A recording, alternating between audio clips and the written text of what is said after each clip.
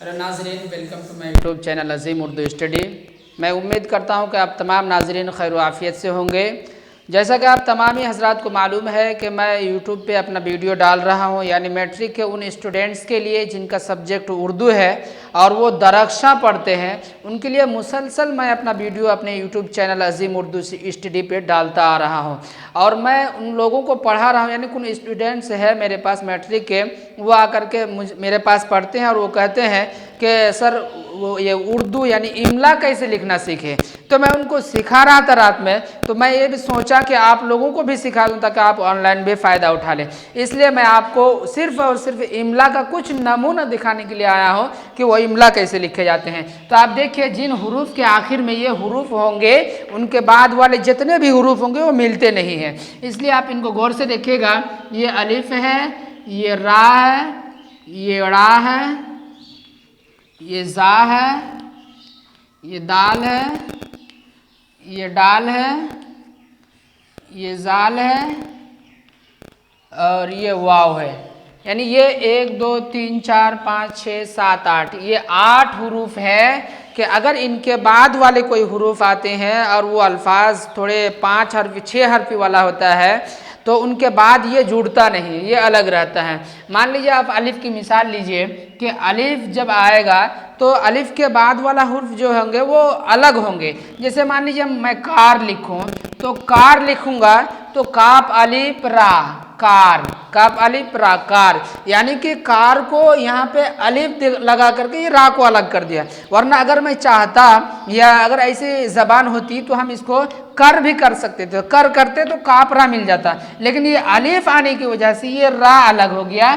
तो हम यही बताने आए हैं कि इन हरूफ के बाद वाला जो हरूफ होंगे वो अलग होंगे। तो यहाँ पे अलिफ आया इसलिए ये रा अलग हो गया। उसी तरह मैं आपको ये भी बता दूं कि रा, अब रा के बारे में आपको बताऊं कि रा कैसे लिखा जाता है, यानी रा के बाद वाला हरूफ जो आएंगे वो कैसे अलग होंगे। तो यहाँ पे तो है ही एक, यहाँ पे कर है, कार है, तो कार से पता ये चला कि रा अलग होता है। उसी तरह रा को हम लाएंगे तो रा का देखेंगे तो जैसे कुरआन लिखेंगे, कुरआन, कुरआन लिखेंगे तो काप रा तो मिल गया, लेकिन इसके बाद वाला जितने हुरूफ आएंगे वो अलग होंगे। तो यहाँ पे रा आया तो ये हुरूफ अलग होंगे।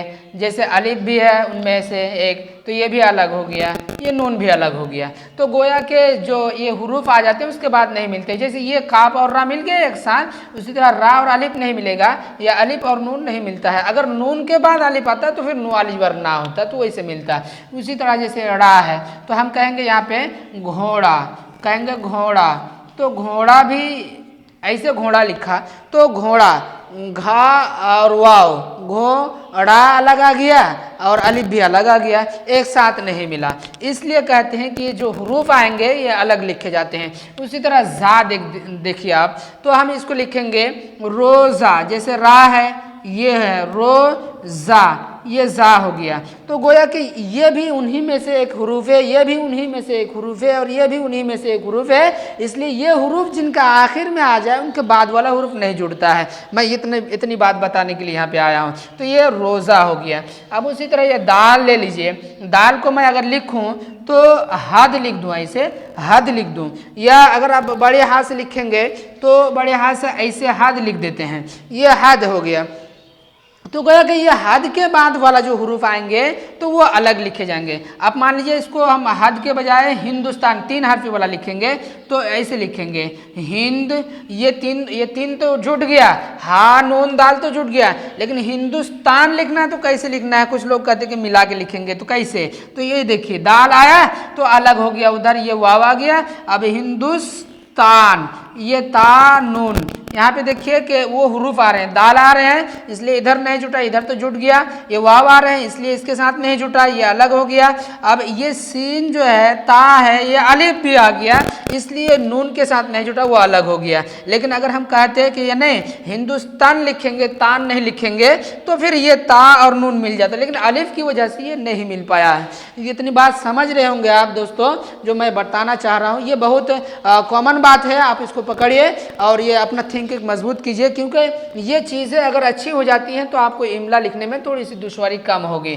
जैसे डाल है तो आप जैसे डाल है तो डाल से हम क्या लिखेंगे, जैसे हड लिख देते हैं वैसे हड लिख दिए, हड लिख दिए, तो ये हड हो गया।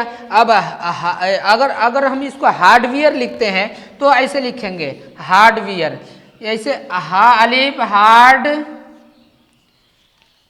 Hardware, hardware.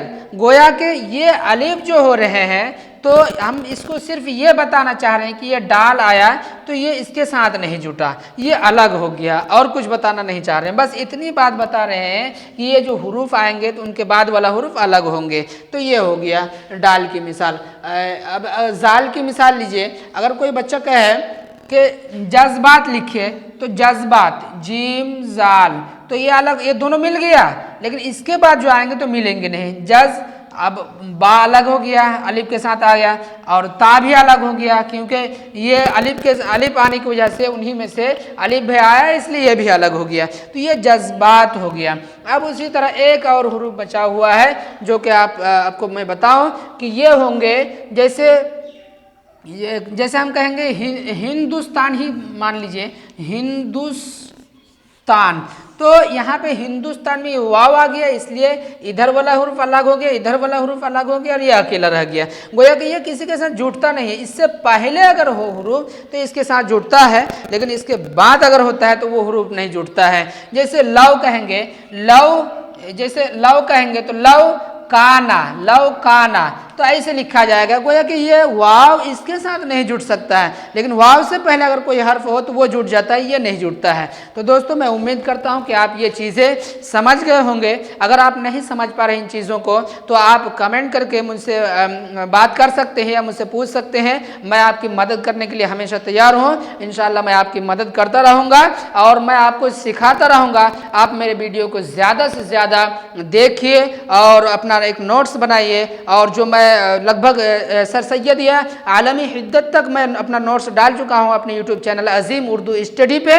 आप इसको देखिए ज़्यादा से ज़्यादा, और इस मेरे वीडियो को आप लाइक शेयर एंड सब्सक्राइब करना ना भूलें। फिर मिलता हूं अगले वीडियो में। अस्सलाम वालेकुम, खुदा हाफिज़। कटा।